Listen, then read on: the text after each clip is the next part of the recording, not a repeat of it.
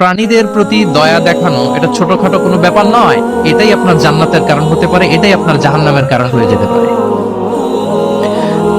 আল্লাহ রাসূল সাল্লাল্লাহু আলাইহি ওয়া আলিহি ওয়াসাল্লাম বলেন, মান লা ইয়ারহাম লা ইউরহাম। যে ব্যক্তি অন্যকে দয়া দেখায় না, আল্লাহ তাআলা তার প্রতি দয়া দেখায় না। ইরহাম মান ফিল আরদ ইয়ারহামুকুম মান ফিস সামা। এই দুনিয়াতে যারা আছে তোমরা তাদের প্রতি দয়া দেখাও, যিনি আকাশে আছেন তিনি তোমাদের প্রতি দয়া দেখাবেন। তাহলে এই জমিনে কি শুধু আমরাই থাকি নাকি? না পশু পাখি প্রাণী এগুলোও থাকে? এদের প্রতিও যদি আমরা দয়াদ্র হই, মমতা দেখাই, করুণা দেখাই, আমাদের প্রতিও দয়া দেখাবে কে? এবার আওয়াজ করে বলুন তো, আমরা আল্লাহর দয়া পেতে চাই কি চাই না? সবাই চাই। তাহলে প্রাণীদের প্রতি কখনো আমরা যেন নির্মম না হই, অমানবিক না হই, আমরা যেন মানবিক হই।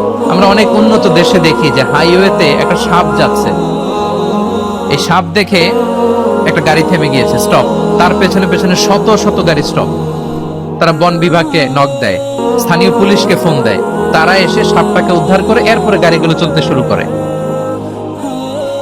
একটা ভিডিও ক্লিপস আমি এমনও দেখেছি যে একটা হাঁস তার বাচ্চাগুলোকে নিয়ে হাইওয়ে পার হচ্ছে। হাঁস তো খুব আস্তে আস্তে হাঁটে, একেবারে পিপিলিকার মতো একটু একটু করে হাঁসের বাচ্চাগুলো যাচ্ছে, শত শত গাড়ি at the middle of the highway stop.